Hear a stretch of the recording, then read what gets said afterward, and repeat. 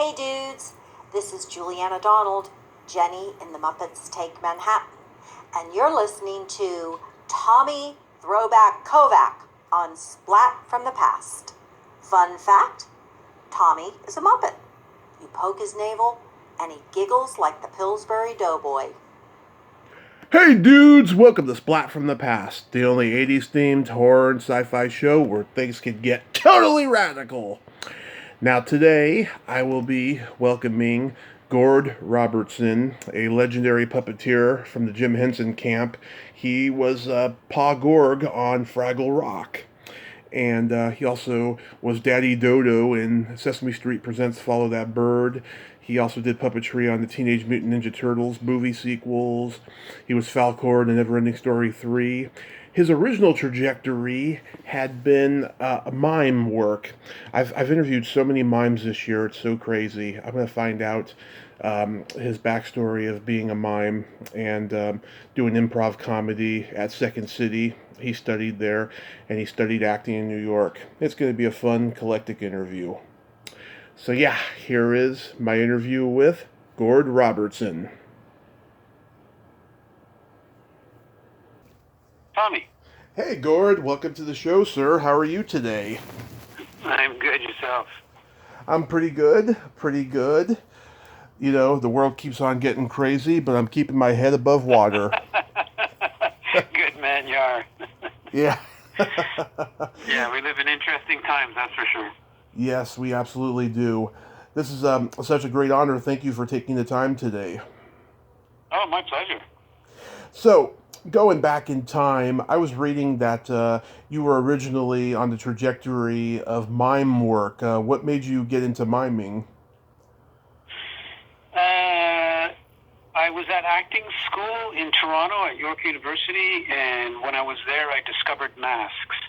And it's one of the few things in my life that sort of hit me on the head and said, you need to do this. And so when basically I found a mime school that taught mask work. I really wasn't focused on mime work. I was more focused on the mask work and how how exactly did a mask work? How does it operate? And so I signed up to a mime school and studied masks. And masks led me basically to the Muppets. Yeah, wow, it's funny. I've interviewed more people this year who started out as mimes than any other time. It's crazy, you know. And some of them studied with Marcel Marceau. One of them actually saw him backstage at his show once, and he said he was a complete monster. He was screaming at people. Wow! Did you ever meet him? I did not. I did not have the pleasure of seeing him as a monster. Yeah. Well, you know, it's a funny thing though, and maybe he was a monster, and maybe it's a funny thing that there are many successful artistic types who I don't know if they don't have the patience or what their issues are, but one of the reasons that they're successful is they get what they want, and sometimes they need to be aggressive about it, and which is unfortunate. But you know what? He was recognized as a master, so who are we to say? Wish he wasn't a monster. I hope he wasn't a monster. But if he was, maybe that's why. Yeah, I think people who are very artistic and very genius-like are the ones who care the most. And sometimes when their aggressiveness happens, they unfairly get categorized as difficult. Well, yeah, you hit the nail on the head. Passion can be observed as being aggressive when you're really passionate about it. And if you couple that passion with, why don't people get it? Why don't people understand what I'm trying to do? I can see how that would easily be interpreted as aggression or anger, or the frustration boils over, or whatever. Exactly. I was reading that you studied improv at Second City. Who was there when you were there? Well, that was I studied at the Second City classes. So my teacher was my first teacher was a guy by the name of Alan Gutman.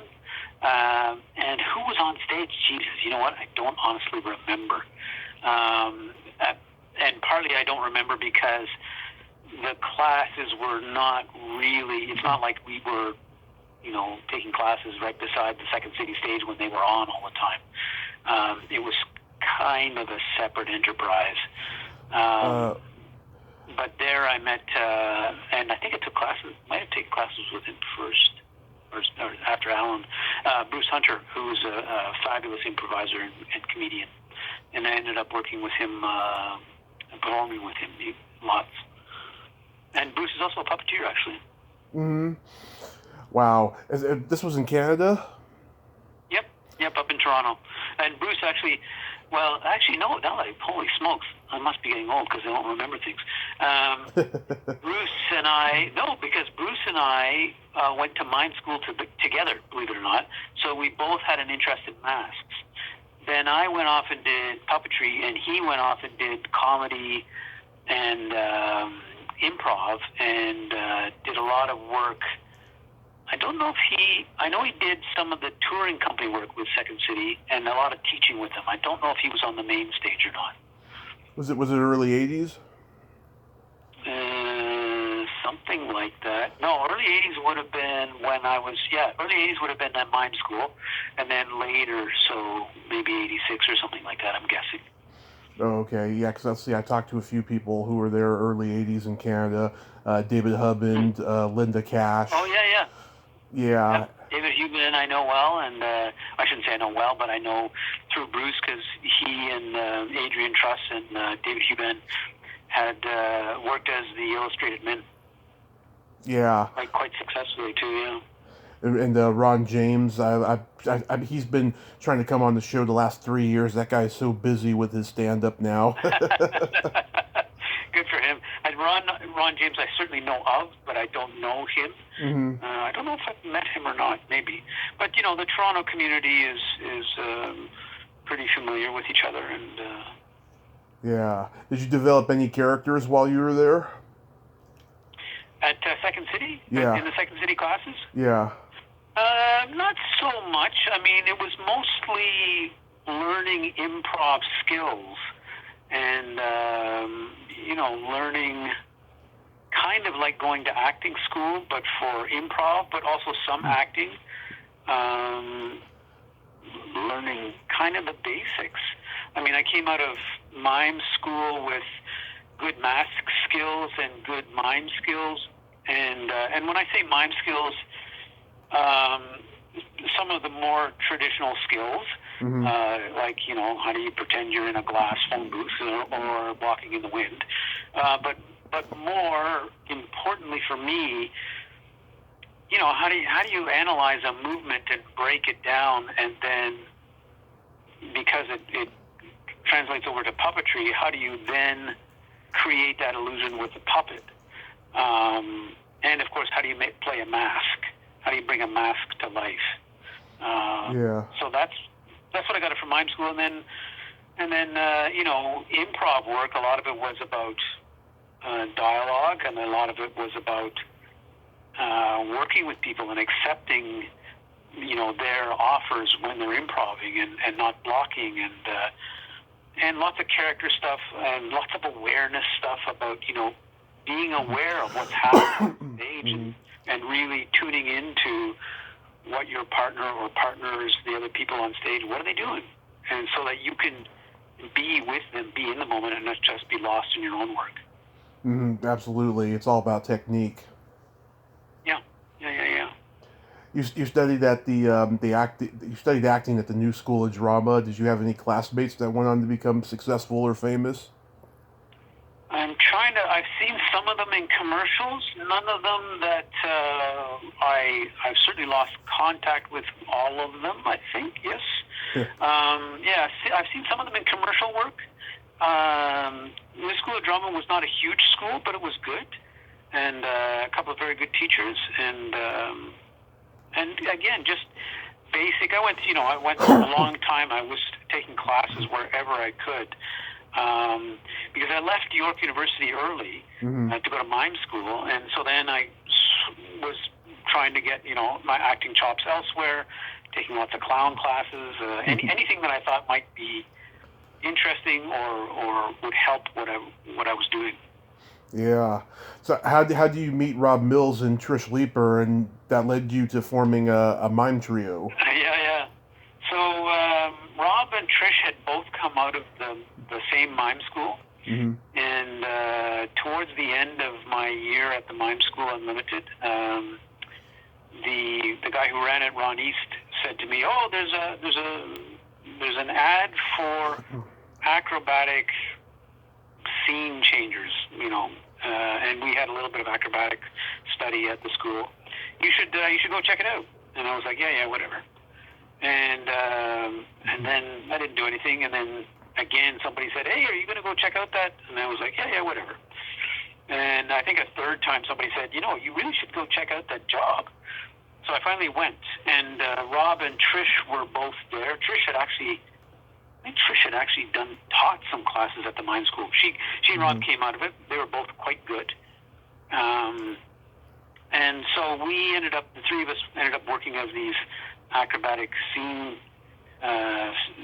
changers, set changers for this show called Lulu, which had kind of a circus theme. So they dressed us up as kind of circus sideshow strongmen or whatever. And we met and we got along well, and so we formed a small mime company, the Mime Associates, and had this great idea to do school shows, and we're building school shows while I was working at a busboy at the local bakery restaurant, and then we got hired by the Muppets, and so that put a fortunate end to our school show career.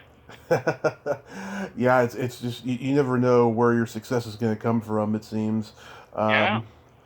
Did Jim Henson did he just see you guys and said, "Oh, these three are perfect for Fraggle Rock"? No, yes and no.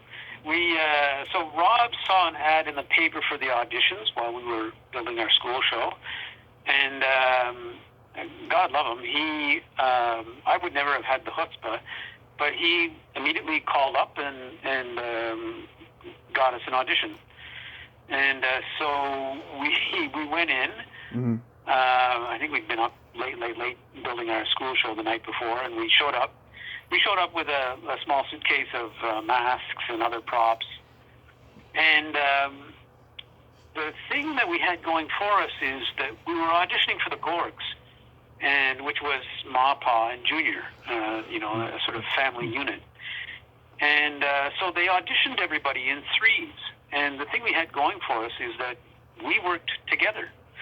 Everybody else who went in a trio were trying to shine individually. But because we worked together, that's what we did. And we worked together, and that really, really helped us out.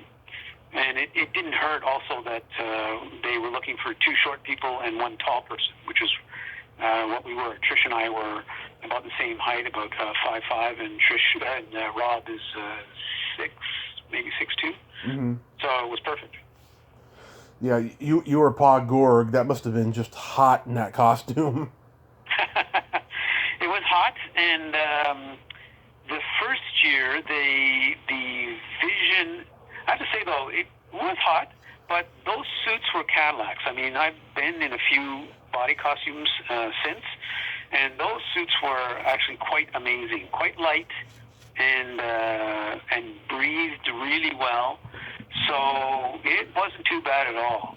The main thing was the weight of the head and the vision. And the first year, the vision came out of kind of the third eye of each character. And it was a little fiber optics tube. So when I looked into my eyepiece, what I saw was kind of a honeycombed view of the world, and everything looked about 3 to 6 feet further away than it actually was. So I crashed into a few things until I got sort of the hang of it.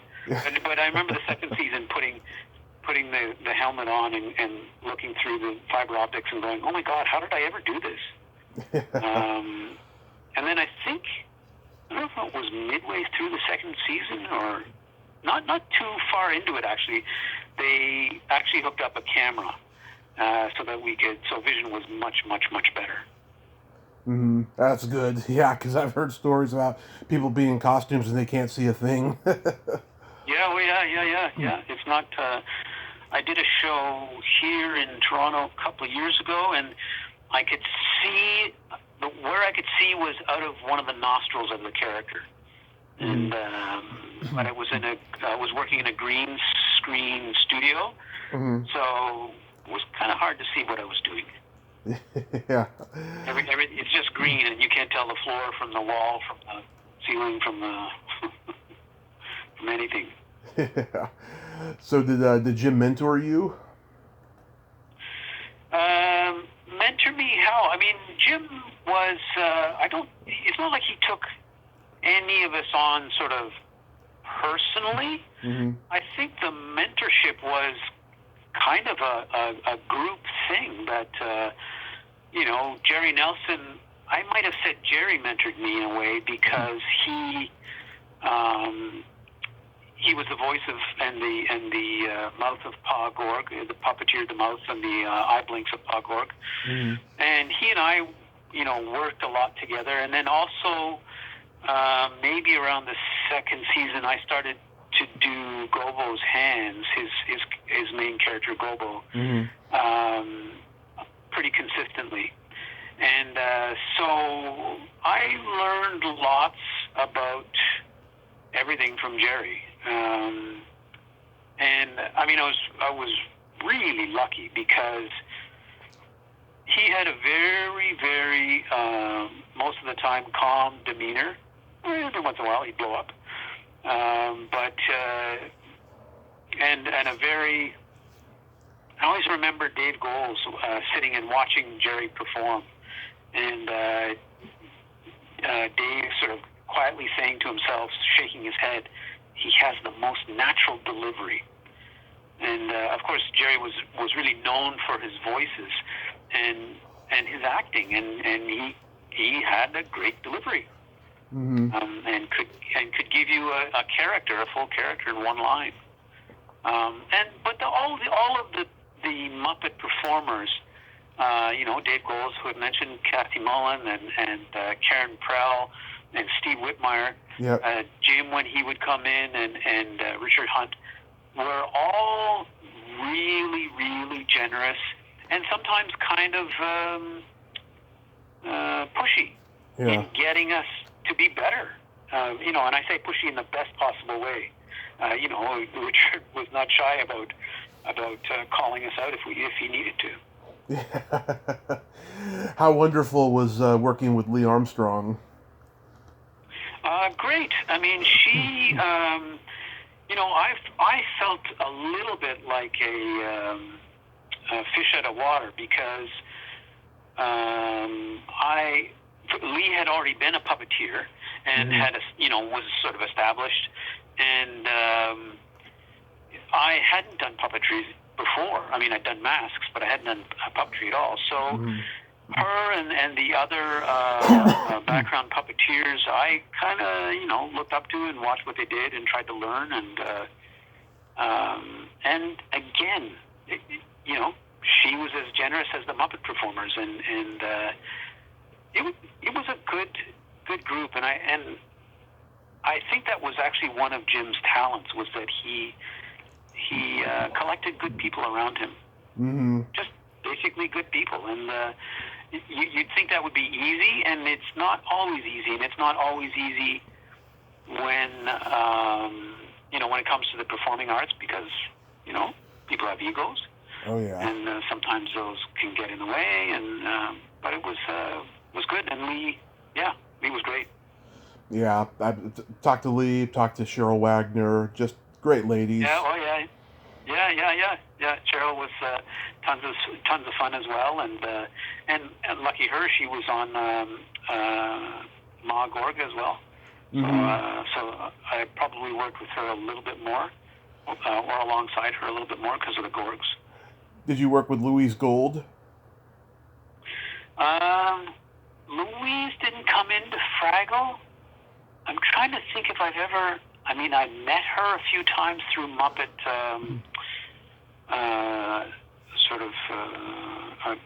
through Jim's memorial, I think. Yeah. And I think a couple other times, but I never had the pleasure of... I'm trying to remember if she came in for Dog City. I don't think so. Fran Brill did.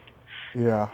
I don't think I've had the pleasure of working with of Louise, who I hear is phenomenal. Yeah, people don't realize too that Fraggle Rock was HBO's first original series. Yeah, oh yeah. Yeah, it's so crazy that you look at it and you see how far HBO has come with The Sopranos and Sex and the City and all those shows that just kind of took it to a different realm, you know. Yep. Back then they were just experimenting. And that's one of the things about Jim was he was willing to try something new. Yeah. Yeah, because he'd done Sesame Street on PBS, and he had done the Muppet Show on CBS, and those were huge stations, and HBO was just they had been around for like 10 years, but they were still trying to find their way, and Jim was willing to work with them. Yep. They were still kind of a niche market that hadn't yet blown up. I'm a huge fan of Sesame Street Presents Follow That Bird, and you played Daddy Dodo. Yes, and you know what? Yeah. This is embarrassing. I still haven't seen the movie. Oh, it's a wonderful movie. I cry every time I watch it. Yeah. Awesome. I've been watching it since I was 3 years old. My parents taped it off of HBO when it first aired, and I've always loved it. It's a wonderful movie. I think it's very underrated. Yeah, I one of the things I remember about Follow That Bird is I have this picture of that was taken of me. I'm in the suit. I'm in the Dodo suit, but I have the head off, and I'm wearing dark glasses, and so there I am in this thick costume, and everybody else around me is in short shorts and tank tops because it's blazing hot. And there I am sweating my butt off in the suit.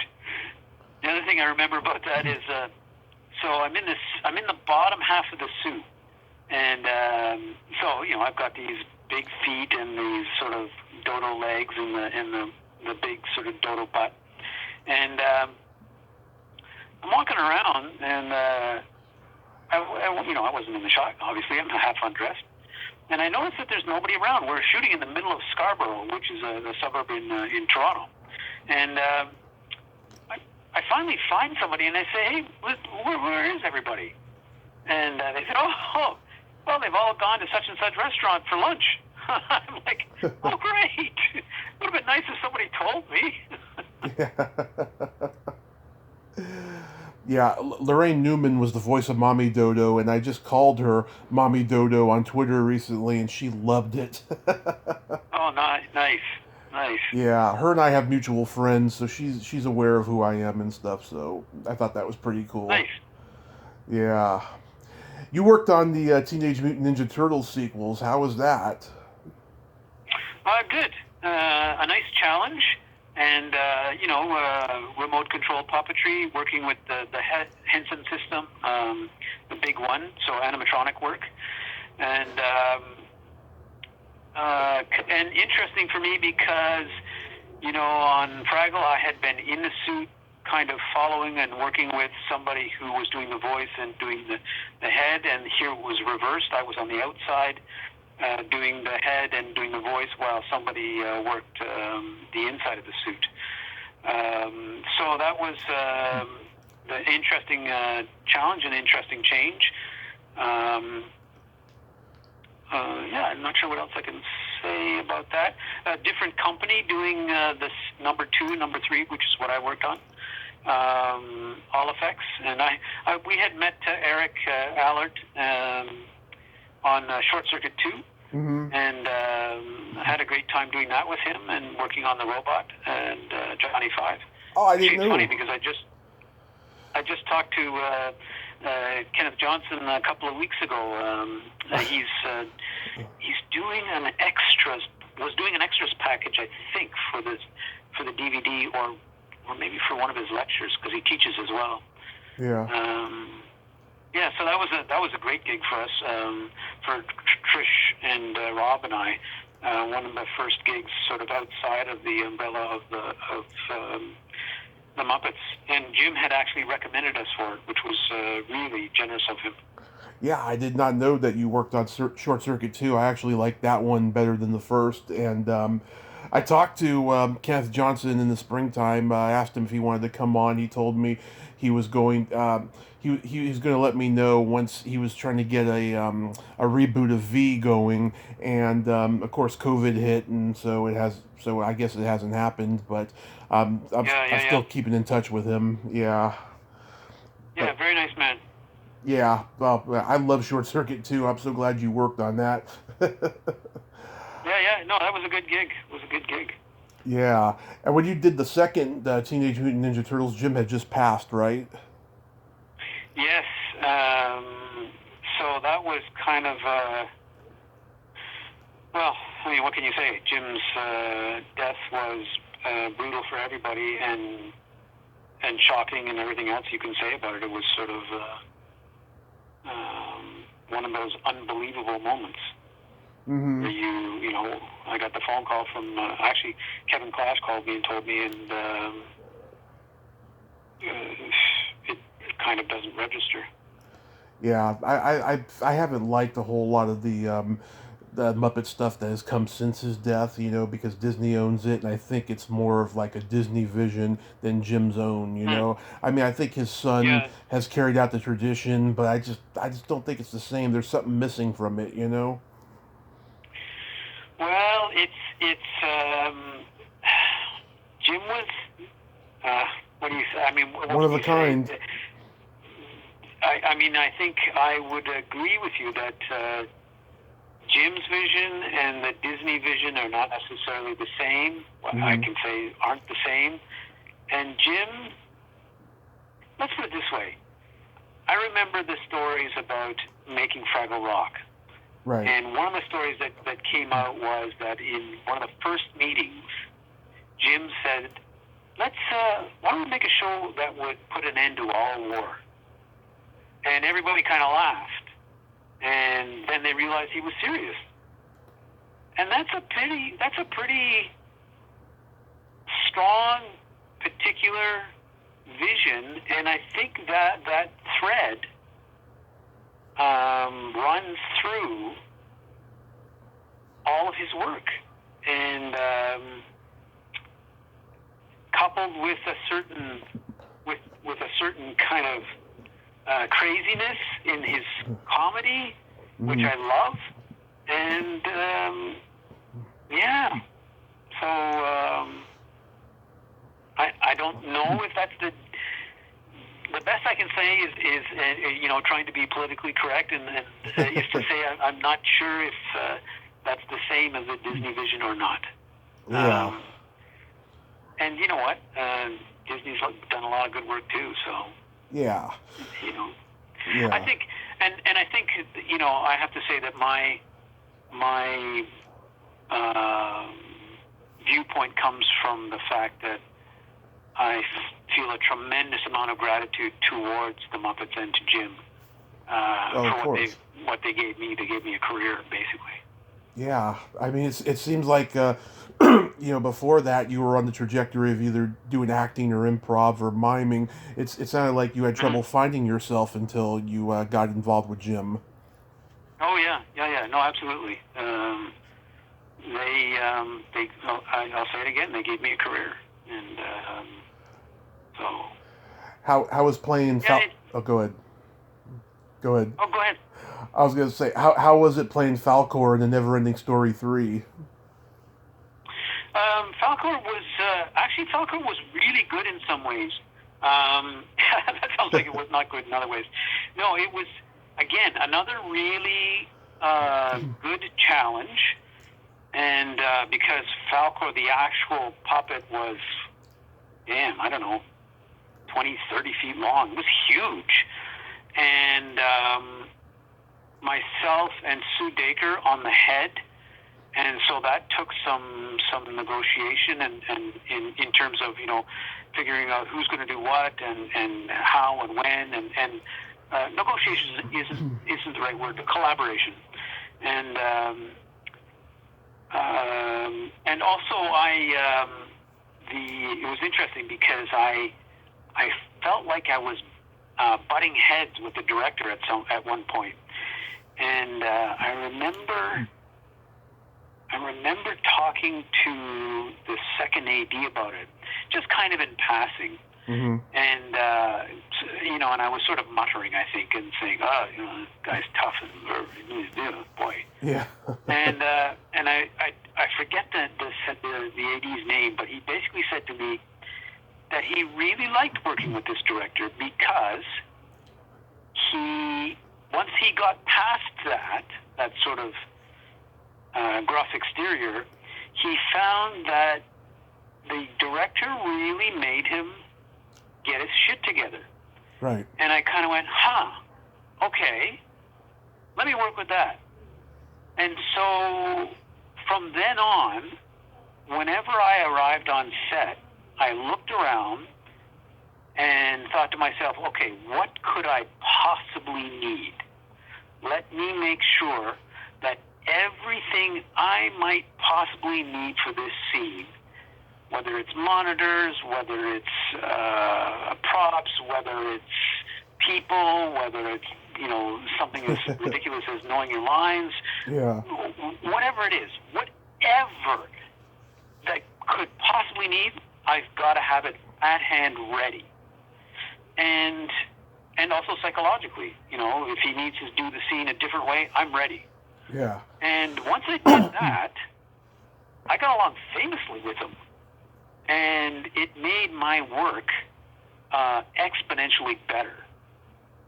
So it was I've had a couple of experiences like that where I've run into difficult situations or somebody's called me out and I've reacted badly, but then afterwards it's made me improve as a performer. And although they were painful at the time, I now look back really thankfully on them. Oh, that's good. Yeah, I'd never seen the third one. I didn't even know it existed until the internet came. But I love the first one especially. I see that Jack Black was in this one. Did you know then that he was talented and he was going to be a star? Oh my God, I didn't even know he was in it. Yeah. No, so no to the second answers. No, and also, you know what? To the second question, the other thing about it is that my focus is in deference to Jack Black. My focus was on the other puppeteers, the British puppeteers, and that was a real bonus for me, was to be able to work with them because supremely talented, and I love British humor and British sensibility. So same here. But I was mostly focused on them and working in Germany because we shot at the Bebelsburg studio in Potsdam. Right. Yeah. So these days, you have a website, Puppets and Pillets. You Pilates, teach yeah. Pilates. I'm sorry, I always get that word mixed up with pillets because they look alike. Yeah. So you teach workshops now? I do. I mean, for a period of time, there wasn't a lot of work. And so I really sort of started throwing things at the wall to see what would stick. I went back to school and got a master's in education, and I was doing, I was building sets. I was doing whatever I could do. And part of that was going into schools and teaching mask performance or mask making workshops. I would do I was trying to keep food on the table and do whatever I could do to stay connected to the work and to, as I say, keep food on the table.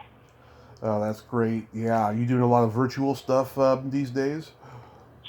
No, thankfully, so to continue through that thread, so one of the things that, came out of it maybe 3 or 4 years ago was that I started teaching at a local art college, which is actually very well known for its animation, Sheridan College. Mm-hmm. So I've been teaching there. I've been working at a special effects prosthetics shop and puppeteering. And in the last little while, it's been quite busy, and puppeteering has picked up a little bit. So I'm very happy about that. That's great. Do you still get sought after for movie projects and stuff? Yes. I'm trying to think. What's the latest? I worked on a film that's just come out, actually called Come Play. And I started out, I was working with, there was Russ Walco and Marty Stelnick and Andy Hayward were the puppeteers for the creature on it. And I was doing puppet wrangling work, and then actually it was great. I got pulled into puppeteer on a few days, which was nice. Projects, pop up now and again. A little bit of TV work here and there, and I did some days on What We Do in the Shadows, which was lots of fun. And they have a very creepy doll that comes to life, a Nadia doll. And I've been doing that with another fellow who made the doll. His very nice, very good shop. His name just went out of my head. I'll have it in 2 minutes. I'm getting Paul Jones Effects. He'll kill me if he listens to your podcast. Sorry, Paul. So it comes and goes, and right now I'm working on a kids TV show for a French channel called TFO, Télé Française Ontario, and they're working. They're doing a new show called. I think the working title is called Camp Kazoo, and so that's lots of fun, and helping train their puppeteers, which is always interesting. That's wonderful. It's still going. That you get to do, what you love and all that. Oh yeah. No, it's good. It's good. That is so wonderful, Gord. I thank you so much for coming on today, and I hope you stay safe, have a Merry Christmas, Happy New Year, and keep on doing what you do. And thank you so much, and thanks for the interest, and stay safe yourself, and have a very, very Merry Christmas. My pleasure, and I sure will. Thank you, sir. Okay, take care. Okay, bye-bye. Bye-bye. Well, there you have it. Gord Robertson. Ain't he a cool dude? Oh, that's so cool.